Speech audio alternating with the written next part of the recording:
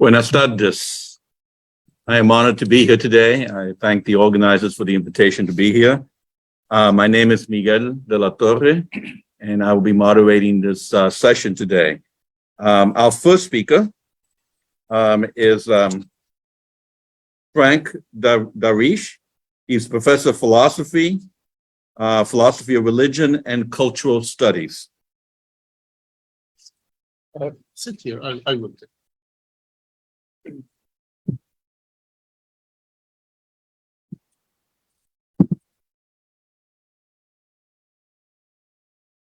This is correct.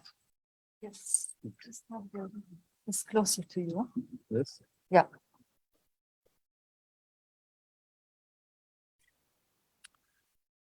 This is, first of all, thank you very much. Thank you for having me and having us.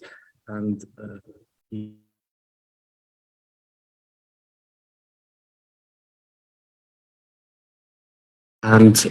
to present to you this notion that in a way I'm coining as a concept. The notion exists, the concept does not, which is of course the elaboration of a notion, concept. Are you bored? Till now everything has, you will be. So because I want to thank Pamela for pushing me to do the first PowerPoint presentation.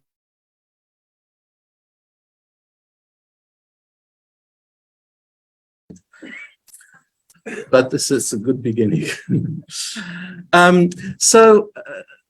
Some statements that seem very current, that seem very familiar, is what I'm going to start with, what I'm going to make, and that actually constitute what will give the spur and movement to this short talk. Something like the first one, appearance is not something to be rid of. The image is something that is true. It's something that we must accept as part of our lives and not consider it an illusion, but actually a vehicle of truth. One statement. Another statement is we have to sort of get rid of this old notion of depth, of an interior world, all this complex of things that we put in it and that cripples us, and let's just forget about this notion of depth and look at how things present themselves to us in images. So images, again, are very important and should be the carriers of truth. Another thing then is, of course, that if this is the case, let's then investigate and look at whence, that means from where, the images emerge. This is going back to how they come to us and what they present themselves as. Another statement, a fourth one. Everything should be reduced and can be reduced. We have now the capacity to do it. Everything can be reduced to a matter of calculus. And from that reduction, the best one is to reduce to binary calculus. And this allows us actually to communicate very well. This allows us to network very well. And in a way to solve disputes because numbers don't lie. And we can even turn images into something made up of digits. We can turn then images into digitized images. And because of this created network of digits, again, we are able to communicate them throughout the world. And this will help actually people to understand each other better, to see each other more, and to reach a certain knowledge of each other. So all these statements that actually seem and are very contemporary, that some of my students would even go for very much, actually are very old. And what I want to say especially is that they come from a thinking that is 300, 400 years old, and are thus the fulfillment of certain conceptual frameworks that were given in philosophy. I speak of the first one, the idea that in appearance, in the image, give me an image gives me the truth, an image is worth 1,000 words, right? So the fact that in the image, in what appears before me, I have the truth, this is Hegel. Hegel basically attacks Platonism in the introduction to his course on aesthetics. His very famous course on aesthetics, and it's very famous because, of course, he determines the system of arts, what still exists or still existed, especially until we get to conceptual art and abstract art and start to get rid of that.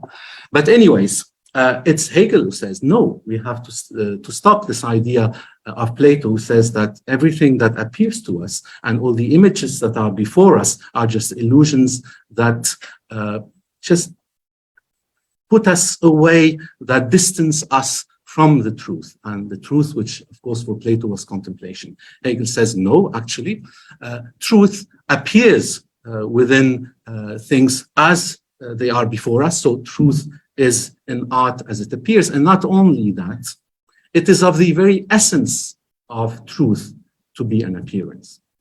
So the image is essential. It means, of course, that the thing without it wouldn't exist. The second statement about depth, and that we have to get rid of this notion, and then, of course, of the notion of an interior world. This is Nietzsche. In several places, in particular in Der Wille zur Macht, in the will to power. The first part says very clearly many of the problems we have in our thinking that takes us away from a focus on life is that we believe in a certain interior world. We believe in a certain depth. In fact, we have to get rid of this idea. There is no depth. There is just what is here before us. The third statement is, of course, we have to go back to how things appear. How do we get things in their appearance? This is, of course, the whole very big project, which we will not go into, of going beyond metaphysics. And it's the project of phenomenology initiated by Husserl at the end of the 19th century and into the 20th. Which says, of course, we have to go back to things themselves, Dinge selbst, and to study them, to study how they appear to us in the mind, to study consciousness. And consciousness then becomes not, again, this interior world that has depth. Consciousness is consciousness of. And this is what Sartre, for existentialism, is going to bank on and say in an article he wrote, and actually it's a speech he gave on a certain notion in Husserl, and he means the notion of consciousness as consciousness of. And he has a very beautiful statement about this. He says, if we are to imagine ourselves as entering into the consciousness that Husserl talks about, we would end up being taken into a whirlwind. We would be in a whirlwind, turning and turning and turning, and then we would be thrown out. This is just to say that, of course, Cartesianism is wrong, that there is no consciousness, there is no thick thing, no thing made of depth that is consciousness. We start from nothing, we are nothing, and then we determine ourselves. And the fourth, and perhaps the most interesting statement, that we can reduce all to calculus. This will solve problems. This will allow us to communicate everything. This will allow us to transfer everything throughout the world and to turn all images into such digits, into binary determinations on computers and send them throughout the world. This is the very project at the end of the 17th century and 18th century of Leibniz. Leibniz, who did not invent the first calculating machine, but he improved it, and he managed to get an artisan to make one for him. He also wanted to get a a machine made for binary calculus, and it was too complicated and nobody understood why we would do something like this. And Leibniz truly believed that the whole world is interconnected, that if we are to understand this interconnection, if we are to go deeply into it, and if we are to end all the disputes that we have, we would need to transform everything into numbers, into the best calculus possible, which is binary calculus. And we can transfer then, whenever we are able to do that, all images and everything we have throughout the world. This is the Leibnizian project that got fulfilled in the 20th century with computers and the internet. So these are very, very old things that reached their fulfillment. This doesn't mean that the whole philosophies that I mentioned are fulfilled in this manner. This means that there is a very large part of these philosophies that has been fulfilled in this manner and gives us the historical background, the historical presence that we are in today. 5 minutes means they passed, or? 5 minutes. You have 5 minutes. You've spoken 10 minutes. Okay, already. Lying. Okay. So what I want to say very quickly then is that with that, we discover the birth of something called the ostentatious, a concept called the ostentatious, which I'm going to try to get actually a conference about in Dijon, I hope. So the ostentatious is what? We are to define it. If we are to define it very simply, what you see is what you get. There is an honesty about it. What you see is what you get. This is the first element of the ostentatious. So that means that there is no lie there. There is nothing hidden behind the surface. What you see is the truth. Don't worry. Once again, a picture is worth 1,000 words. And the second part of it, the ostentatious, is what you see is what I want you to see. So that gives agency. It gives what seems like an empowerment. Okay? So the ostentatious is then the power to show what we want to show, and what we show, because it is something that is shown as an image, is the closest thing possible to the truth. This, of course, leads to many problems because we are reducing the ontological to an appearance. And because we did not look exactly at what the philosophers also said, that I mentioned, with regards to what appears, with regards to the image. I will look, since we only have a few minutes, only at the example of Leibniz. We said we can reduce everything to calculus and binary calculus and to digits and communicated worldwide. And so we have this justification of the first part of the ostentatious, concept of the ostentatious, which is what you see is what you get, and this is the truth. Leibniz also says that within everything that you see, everything that we encounter in life, this object, the trees outside, this bottle, we have the infinite. In other words, Leibniz thinks that there is a divine presence in everything because the infinite is in everything. And hence, the image cannot actually be the exclusive vehicle of saying what the truth is. There has to be a constant investigation into what lies within the image and behind the image. This notion of the actual infinite, which he actually, of course, proved that we can even calculate that infinite. And he discovered, along with Newton at the time, the infinitesimal calculus. So what we have before us is always a mark of the divine. And this has to be investigated in its particular way. How much time? So that's for the notion of Leibniz. If we look this time at the notion that we get from Sartre and existentialism, that in the end, without this depth, we end up with le néant, we end up with nothing. And so beyond, if we apply this to the image, beyond it and behind it,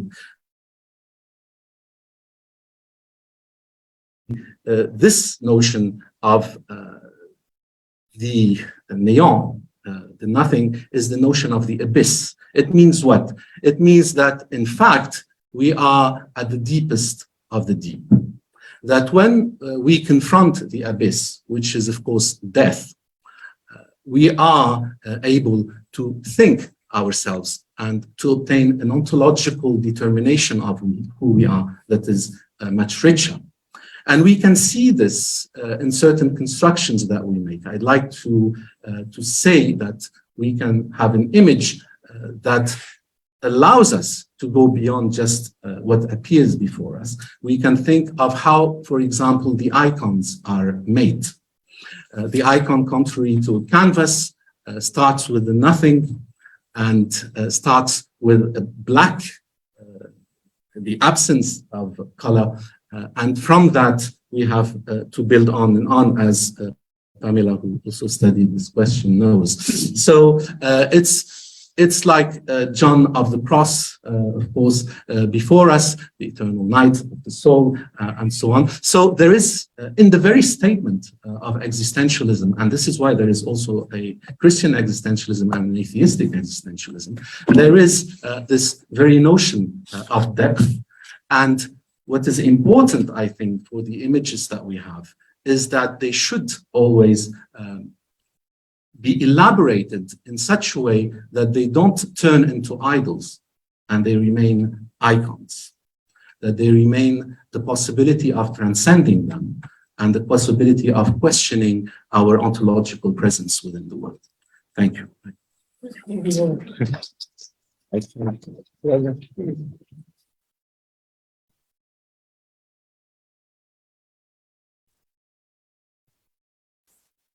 Our next speaker is Mohammad Ibrahim, and he's the professor of innovation and entrepreneurship. Thank you.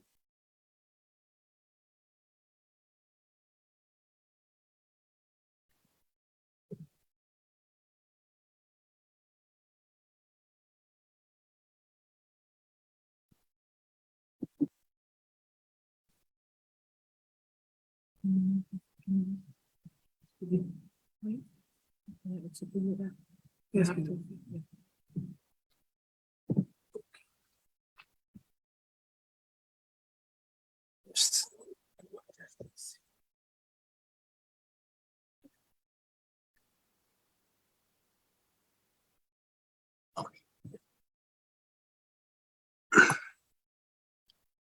Oh, thank you very much. My name is Mohammed. I am very happy to be here.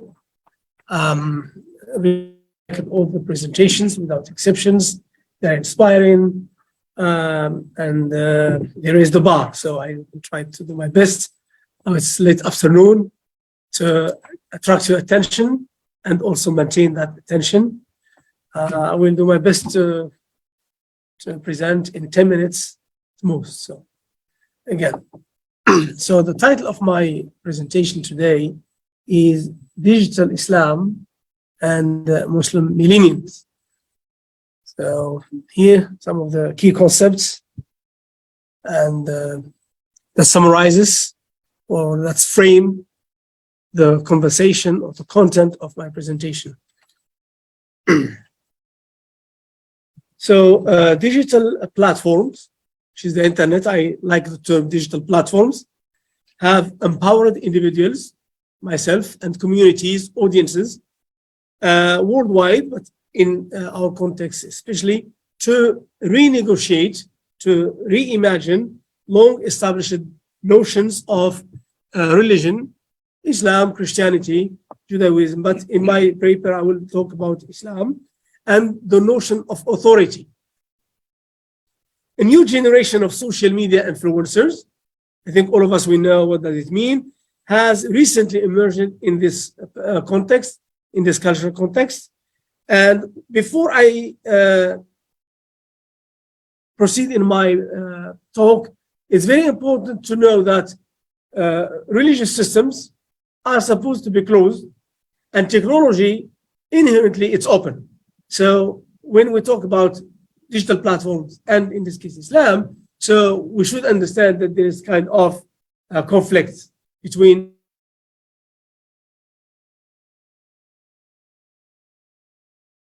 ethic of hackers, not crackers, I mean hackers, they are good people, and the doxy of long established religion. So the conflict is there. There's a recipe for some kind of negotiation between those who have power, yeah, in terms of assigning meaning to text, and those who are trying to acclaim or to reposition the understanding and the practice of religion. So this conflict, my thesis or my argument will undermine the traditional religious authorities as the reimagined Muslim identities based on a new global, local, global, and global lifestyle that is changing the nature of the sacredness of religion. Yes, so that's the term. So in order to understand the landscape of what's happening, we coined the term of the global urban Muslims, which is gummies. Gummies are they are urban, they are highly educated, tech savvy, yeah, and most importantly, they are hyper diverse and speak many languages. In this case, English, because most of them they have studied in Western countries. They are spiritual rather than religious. That's very important. So they are really spiritual rather than religious, because one of the findings of my paper is that there is a movement away from organized religion to an individual expression of spirituality. So digital culture has disrupted. The term disruption is very important. It has two connotations. One, maybe it is positive. One, it is negative. For my paper, for my understanding, it is positive understanding of disruption, because disruption is the source of innovation in bringing new interpretation to all texts. So digital culture has disrupted the traditional notion of religion and the manner, the delivery system in which religion is communicated, consumed, shared, collaborated, etc., etc. Today, Anna was talking about the three dimensions: sharing, collaboration, and also appropriation. So we can apply this understanding also in this religious context. So in traditional religious context, that the focus of the religious activities is primarily on matters of worship, ibadat, and how people pray, how people go to the mosque, etc., etc. The change now is that the social media influencers actually, let's go back. Yeah, here. So the social media influencers, we selected 4. Let me go to this slide. So the method we used is that we selected 4 social media influencers, 2 from the United Arab Emirates, 1 from Saudi, and 1 from Bahrain. So we selected Ahmed al-Shugairi, very famous in the region, Umar Farouk from Bahrain, relatively famous, and the 3rd and 4th one, they are a couple, Mohammad al-Amiri and Salwa al-Amiri. So they are from the United Arab Emirates. And these 4, what we did, we conducted a thematic analysis on their posts, videos, etc., to discern what are the patterns that emerge from the analysis. So that's one word to the method. The findings, briefly, and that's very important, because I know I am rushing things. So the findings are very, very important. So the first one is there is a move from a regime of orthodoxy towards a regime of orthopraxy. So this is a thesis from a scholar from Canada. He made the same observation in Canada. He was studying Catholic communities in Canada, and he described that there is a movement actually from going from the orthodoxy, from the doctrine to the what is practical. So people are moving, or people, they appreciate religion as a way of life. And here again, there's a convergence between the lifestyle. Imagine that you are in the Gulf region, the consumerism is widely spread there, and then combined between how people consume products, global brands, and how they consume religious content. That's very interesting to make this comparison between that the commercialization, the religion as a product, the commoditization of religious content is widely perceived and widely practiced. So the new regime of orthopraxy aims to sacralize the individual and to celebrate the self and the authenticity of personal expression rather than to sacralize religious, traditional, or institution. This moment is key. So we talk in Europe about the, let's say, the secularization thesis and the division between state and religion. And the starting point of the thinking, of the thought of secularization started when people in Europe started to focus on themselves. I think some of the, let's say, some of the features of the thesis of the kind of the division between state and religion is happening slowly, incrementally in this conservative, opaque context.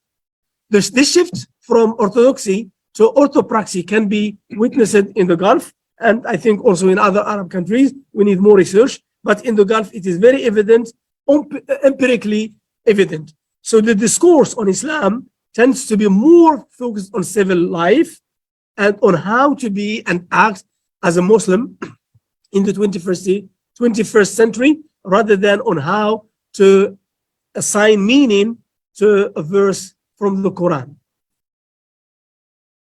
So the focus on orthopraxy constitutes a move away from religious dogma and orthodoxy in terms of Pierre Bourdieu and heresy.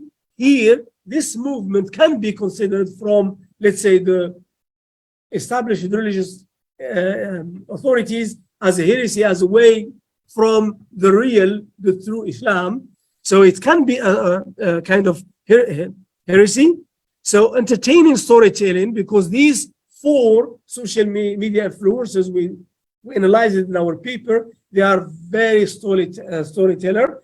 Not only that, they are also story showing. They show the story, and I will go further and make this distinction between storytelling, story showing, and story doing. They are acting, for instance, they invite people in malls and they talk to them and they act on the stories itself. So the level of, okay, I'm very happy. I have 5 minutes. Okay, good, thank you. So, but what is very important, and this is really very interesting to notice or to highlight, is that some governments, especially in the Gulf, they are empowering the social media forces to convey this kind of soft Islam, because there is a discourse, a public discourse or a political discourse in the region about, let's say, celebrating diversity, tolerance, etc., etc. And now, I think for the first time, that social media influencers are aligning with the political discourse in the region. At least in the Gulf region. The conclusion is that this transformation, which actually is very important, it is observed in many contexts, especially in the context of the post-materialistic values that we have shift from, let's say, organized institutions, organized religion, to a personalization of religion because of the. Here, I will just mention briefly the Facebook fatwas or artificial intelligence fatwas that are produced by the bots Dubai is leading in creating a kind of format to produce new fatwas that are really more tolerant than other fatwas. And this drive of personalization of content or Islamic content is very powerful. And the new regime of orthopraxy aims to sacralize the individual and to celebrate again the self and the authenticity of the personal expression rather than to sacralize a religious tradition or institution. This understanding of religion as an individual expression is empowering people to be a kind of participatory culture. So there is an emergence of participatory culture in the region where people started to they dare to have their own interpretation of what is happening. You don't wait from, let's say, a religious person who is going to talk, let's say, in classical Arabic, and then now these social media influencers, they tell their own personal stories and they share their moments of how they are practicing Islam in their private space, so that the followers, and they have, because one of the criteria we use to select these social media influencers, some of them, they have more than 10,000 followers, 10 million followers. So which means they have an impact on the youth. So here, just to visualize, to summarize in a visual way my thesis. So there is a kind of movement from the collective understanding of religion and an elite understanding of religion to one what is participatory, what is democratic, and at the end, and that's very important, what is religion understanding of Islam that is relevant to the youth of the region. Thank you very much.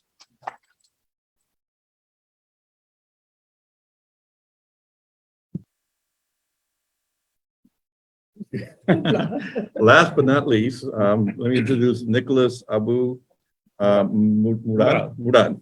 Thank you, Professor of Biblical Studies.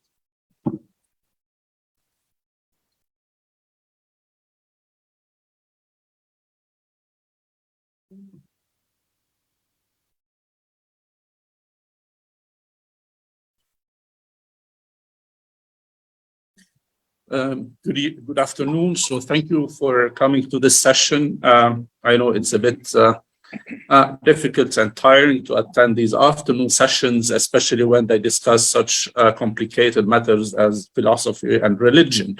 However, it's also very important to think about how the church in general would react to the digital transformation and then to the new technologies of communication and information. So within the last 30 years, new internet, social media, and mobile technologies have transformed the ways we interact with information and each other and the world. But the speed with which these and related digital information and communication technologies have been created and adopted has left little time for critical reflection of them and how we may intentionally integrate them into our lives.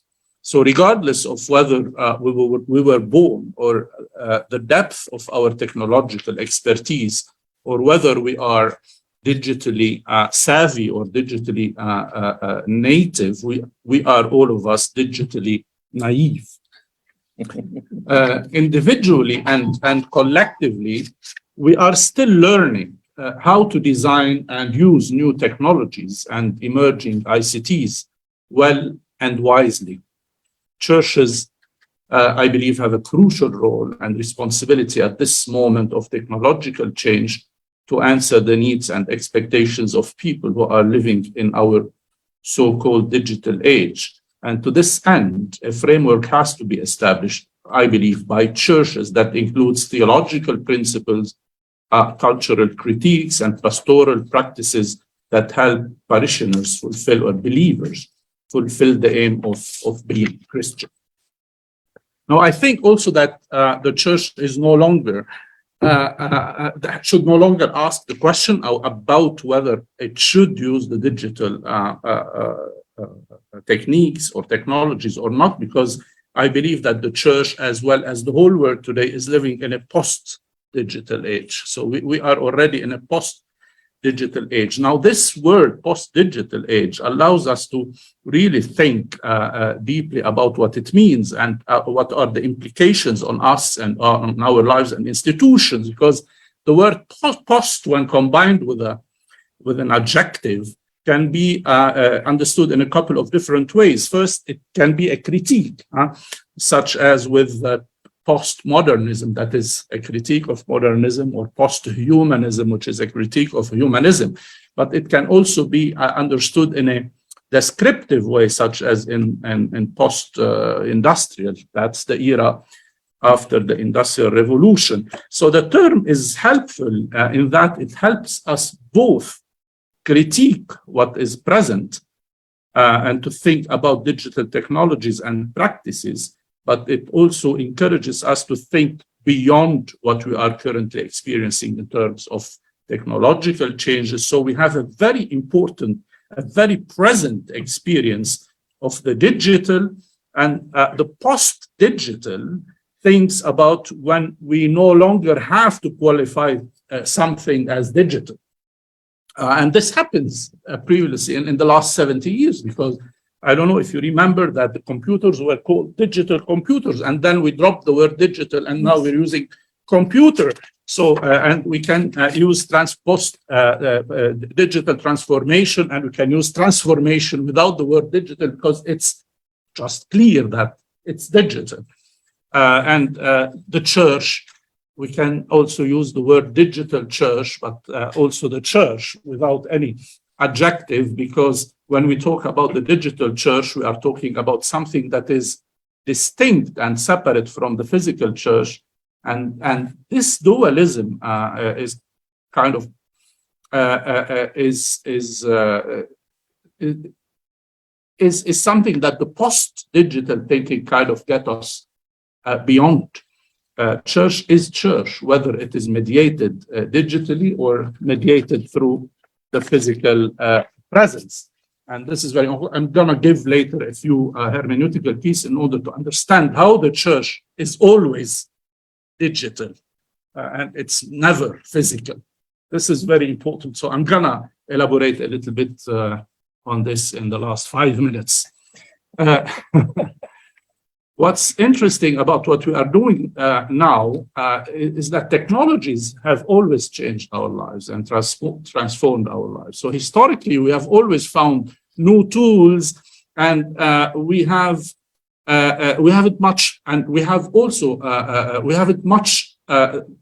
that much thought about that.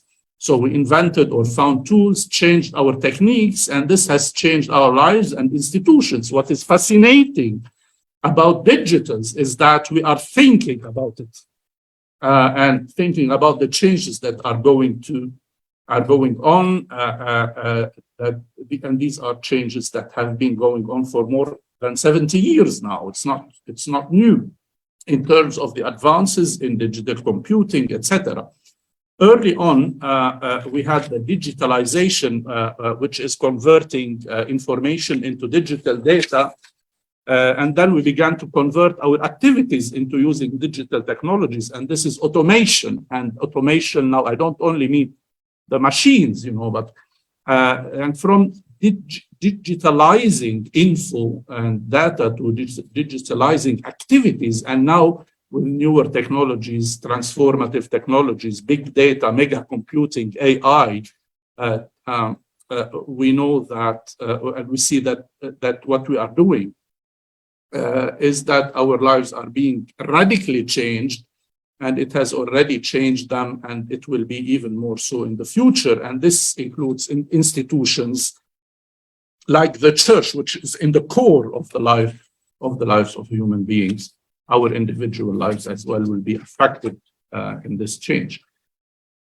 So the machines were always doing what the human beings would do, but today we're not using computers only to convert what human beings would do, but this is very important that we're using the machines in order to convert how human beings would do things, and so besides automation, there is the augmentation. And this is actually at the core of the augmented reality, right? Churches have been now digitizing their records, that's not digitalizing. For a long time, using computers, they've made already themselves available online, and they've been doing so for decades. But digitalization is a kind of what we're doing now when we are streaming, for example, a liturgy, when we're streaming a conference or a work or Bible group, when we're not, when we're sort of automating some processes by putting them online, for example, and the churches are already there. The churches are doing this. But digital transformation is that it is thinking about what all of this is going to lead to. And so given the transformative power about these technologies, what do we do? What do we do? What is the strategy that we sort of pursue? There are roughly three options for the churches. So first option, to reject it. So simply to say, we're fine with what we have. We don't need anything new. And the second option would be the critical acceptance. So we're going to do some of this, but it's going to be sort of grudging, you know, and we're going to kind of pick and choose what we like, and we leave the rest, or we stick to something for a certain time and we say, okay, we've had enough of it, we don't do it anymore. Now, the third option, and this is what I really encourage, is a proactive design. So you think about technologies, about what's possible in the technologies, and then you design a greater future for yourself. In the Christian language, or from a Christian perspective, you can think in terms of the telos. Telos is a Greek word which means the ultimate goal of something. You know, the eschaton, eschata, that's the last things. What is, in other words, the perfect end for the life of the church? What is the raison d'être of a church, of a religious community? What's the ultimate goal? What's the mission that the church is seeking to fulfill? And with that, perfect. With that in view, then you live in a certain critique of technology in context. This is very important. So you exercise this critique in a given context always, because what fits here doesn't fit there, and vice versa. In order for you to be able to design, to define, and cultivate the formative or transformative practices that kind of align you with the telos, with the end, with the goal of what you want to achieve. And this will enable you to see what you can do with technologies, what are the deficiencies of technologies when it comes to your goals. Or the traditional practices that you're practicing that need to be analyzed alongside available technologies. For example, how to celebrate the liturgy and use the technologies. And then all the question of whether digital has to come first or the physical has to come first. What is the relationship between the digital and the physical? Where is our attention in the physical or in the digital? And this is something that we've been living today, actually, because we have a hybrid session. And actually, maybe you have realized that we were more concentrated on our physical being together and not on the digital, although some colleagues are joining us physically, but we just don't remember them. And I have only remembered them when I heard them speaking. And this is something also that we cannot really still implement fully. And that's why I said in the beginning that we are still digitally very naive. So there should be a strategy for using technologies, for incorporating technologies, for implementing and integrating technologies. And our institutional life in a church or in a way that's transformed to fulfill the ultimate goal. Now, let me just in the last 5 minutes, 3 minutes, talk about the fact that the church is born out of a digital revolution. So let me explain this. And in the Quran, the Christians are called the people of the book, and this is not something that we have to overlook. The book came out of a digital revolution and a digital transformation, because a book wouldn't have existed without what the human beings did 5,000 years ago when they give the human sounds, the human being emitted by the sounds an image, either in a cuneiform script or in an image. So the image was linked to a meaning. And then the second revolution, when the image and the meaning were given a character, and that's the alphabet. And with the alphabet, you don't need to speak anymore. Human beings were able to convey meaning without even bothering to say any word. And it is from this very fact that the Bible came into being as a book that was never known before in human history.